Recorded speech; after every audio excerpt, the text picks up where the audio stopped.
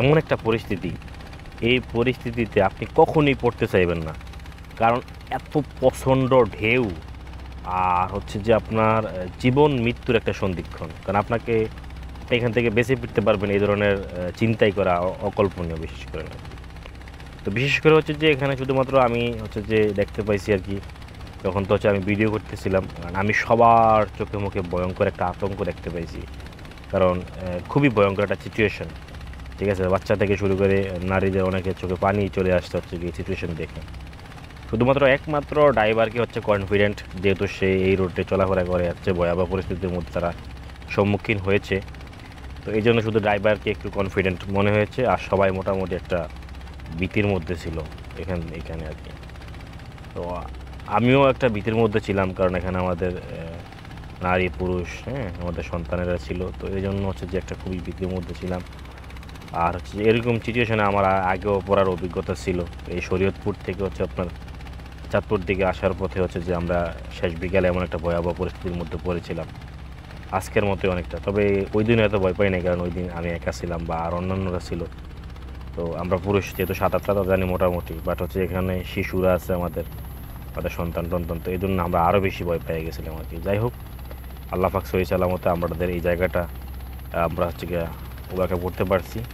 তো বিষয়টা হচ্ছে যে আপনি কখনই চাইবেন এরকম পরিস্থিতিতে পড়তে। তবে আমার কাছে আপনাদের ব্যাপারে কথা হচ্ছে যে আপনারা যখনই হচ্ছে যে নদীপথে রওনা করবেন, তখন চেষ্টা থাকবে যাতে হচ্ছে একটু ভালো বড় মানের ট্রলারে ওঠার। কারণ ছোটো ছোটো এই ট্রলারটা মোটামুটি যতটুকু ছিল স্টিল বডি থাকার পরেও এটাকে এত পরিমাণে জাকাইছে হচ্ছে যে, মানে সিচুয়েশনটা এমন যে আমরা একবার পানির ভিতরে ঢুকে যাই, আবার পানি থেকে উপরে উঠে আসি, মানে ঢেউর এত প্রখরতা ছিল। তো হচ্ছে যে ড্রাইভার কিছুটা কনফিডেন্ট থাইকা হচ্ছে যে ও ঢেউর সাথে তাল মিলিয়ে চালানোর কারণে আমরা হয়তো বা সুন্দরভাবে যাইতে পারছি। যাই হোক, সব কিছু আল্লাহর হুকুম।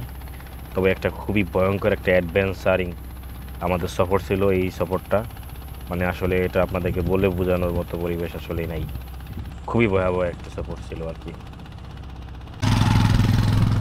বড় টানা ছোটো টানা ঢেউ আমরা চুপটা খাই, এটা এত কমন ঢেউ এদিকে লিখা শরীয়তপুরের লিখে এটা কমন ঢেউ।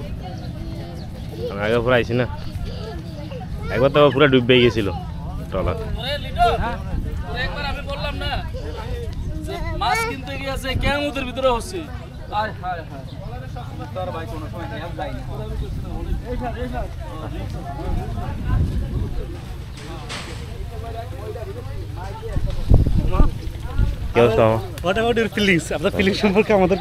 প্রথম বক্তব্য হচ্ছে যে এ ধরনের ঢেউ সম্পর্কে মোটামুটি আগে থেকে ধারণা ছিল, বাট হচ্ছে যে মানে আমার টেনশন ছিল হচ্ছে বাচ্চাদের জন্য আর কি, বিশেষ করে না বাচ্চা এবং নারীদের জন্য। পুরুষ মোটামুটি হ্যাঁ। আর আমি মোটামুটি এর আগে থেকে এগুলোর ব্যাপারে এক্সপিরিয়েন্স আছে, কারণ এর আগে শরীয়তপুর থেকে একবার যাওয়ার পথে ট্রলার ডুবে যাওয়ার মতো পরিস্থিতি হয়েছে। সংগঠনের একটু ছিল আর কি, তো এখান থেকে গেছিলাম চরে, আসার সময় যে কি অবস্থা হয়েছে। ফজল ভাই তো সিনেমা অবশ্যই, ঠিক আছে, বিশাল অবস্থা হয়েছে, বাট আর যাই না।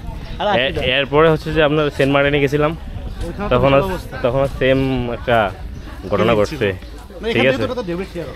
তারা এখানে হচ্ছে কি টেনশনে ছিলাম, কারণ বাচ্চা ছিল তো, এই আর নাইলে মোটামুটি। কিন্তু বিষয় হচ্ছে যে ঢেউগুলো হয়েছে ভয়ঙ্কর, আর ইয়াটাও ছিল ছোট, এই জন্য আরও বেশি নাচাইছে। পুরো তো পানির ভিতরে ঢুকে বাইরেছে, ঢুকে বাইরেছে। আপনি তো সামনে ছিলেন, আপনার তো, বাট আমি পিছন থেকে সব দেখছি।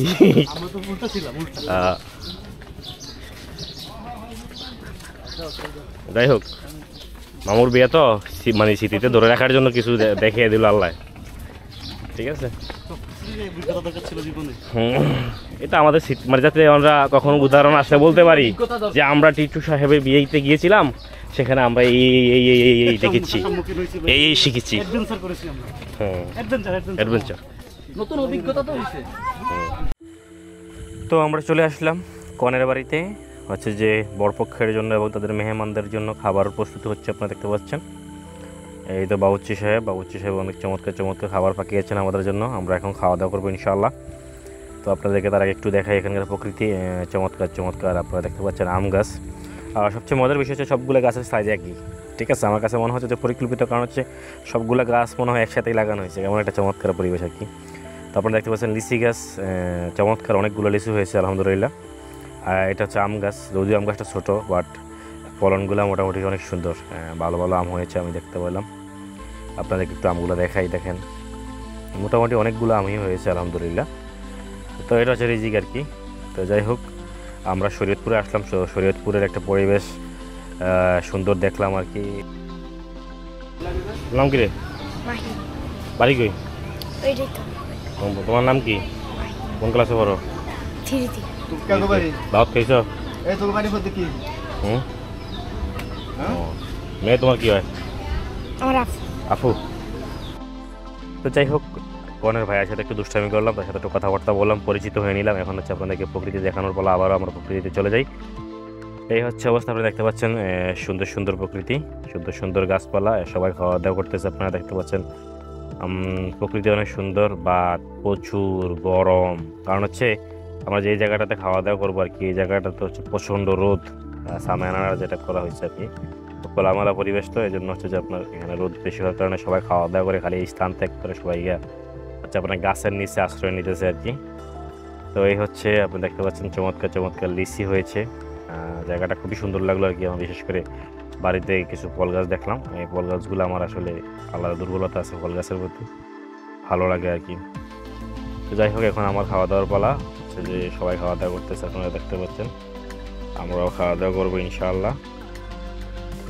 দেখতে পাচ্ছেন মোটামুটি খাবারের পাকশাকও ভালো হয়েছিল, আমরা খাওয়া দাওয়া করলাম আর কি।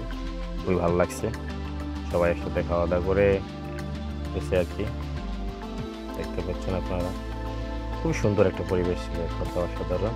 শুধু একমাত্র জাহাজের জার্নিটা ছাড়া মোটামুটি, সরি জাহাজ বলতে যে কি, আমাদের যে যাত্রাটা ছিল এটাই অনেক ভয়ঙ্কর ছিল। সব কিছু মোটামুটি আলহামদুলিল্লাহ। যাই হোক, এখানে হচ্ছে যে খাওয়া দাওয়া শেষ, এখন হচ্ছে বিয়ে শাদী নিয়ে কথাবার্তা আর কি। মুরব্বীদের একসাথে বসে গাছের নিচে ছায়ার নিচে বসে আপনার হচ্ছে প্রকৃতির বাতাস উপভোগ করা এবং হচ্ছে কিছু কথাবার্তা সেরে নেওয়া। যেহেতু খাওয়া দাওয়া অলরেডি শেষ, আপনি দেখতে পাচ্ছেন যে গাজী সাহেব তার বিবাহের যেই সামগ্রিক কার্যক্রম সেটা সম্পূর্ণ করার চেষ্টা করতেছে। দেখতে পাচ্ছেন সবাই একসাথে বসে আছে আর কি ছায়ার নিচে।